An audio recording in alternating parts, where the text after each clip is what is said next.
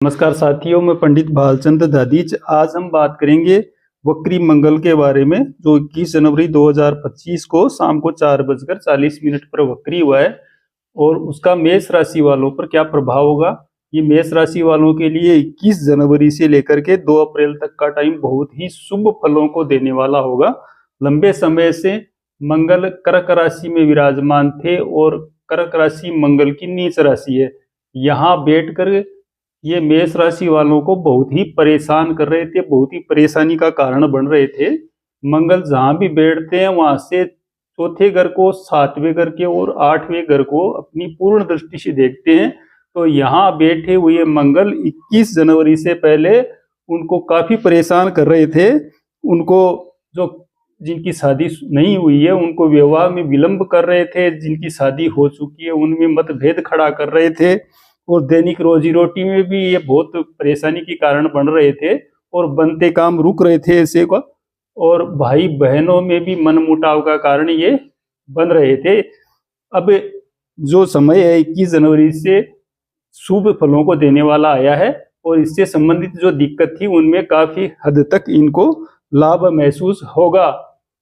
ये 21 जनवरी से पहले मंगल जो था वो सप्तम घर को पूर्ण दृष्टि से देख रहा था और ये दैनिक रोजी रोटी और पार्टनरशिप के लिए भी बहुत नुकसानदायक था और मेष राशि वाले आय से संबंधित दिक्कतों का सामना करना पड़ रहा था मेष राशि वालों को। और अब ये जो दिक्कत है उनके अब नहीं रहेगी, क्योंकि 21 जनवरी से मंगल कर्क राशि को छोड़ करके बुध की मिथुन राशि में आ रहे हैं और ये 21 जनवरी 2025 से लेकर के 2 अप्रैल 2025 तक मिथुन राशि में रहेंगे। जैसा कि मैंने आपको बताया था कि ये जहां बैठते हैं वहां से चौथी, 7वीं और 8वें घर को पूर्ण दृष्टि से देखते हैं। अतः मंगल मिथुन राशि में बैठ के चौथे घर को, इस घर को पूर्ण दृष्टि से देखेंगे। इसको गिनने के लिए आप यहाँ से गिनते हैं 1 2 3 और ये 4।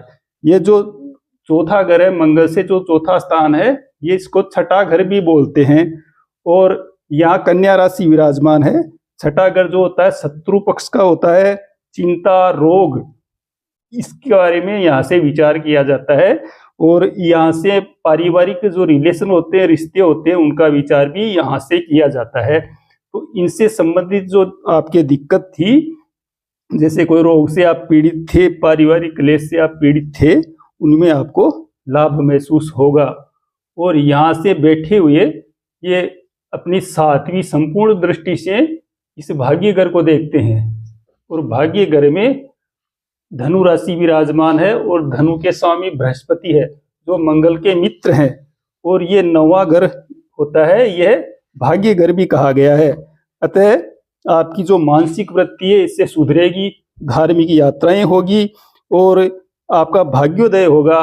पिता के द्वारा जो अर्जित कार्य है उनका लाभ आपको मिलने लग जाएगा और आप में विनम्रता बढ़ जाएगी इस टाइम में, और देव मंदिरों से संबंधित कार्य भी आप करेंगे और आपके पारिवारिक रिश्तों में भी काफी सुधार होगा और आय के अवसर बढ़ेंगे। आपको आय के अनेक अवसर प्राप्त होंगे और इतने दिनों तक जो भी आपको जिस कारण से आप परेशान थे, आपका कोई भी आदर सत्कार नहीं हो रहा था, वो आपको सम्मान मिलने लग जाएगा और इस पीरियड में आपको कोई भी नया व्यापार करने का अवसर प्राप्त होगा और आपको यदि आप भूमि भवन आदि की सोच रहे हैं तो वो विचार भी आपका सिद्ध होगा। आपको भूमि और भवन का योग भी इस समय में आपको बन रहा है और यहाँ बैठ के ये अपनी 8वीं दृष्टि से इस 10वें घर को देख रहे हैं अपनी पूर्ण दृष्टि से। ये जो 10वां घर होता है ये मान सम्मान और प्रतिष्ठा का घर होता है।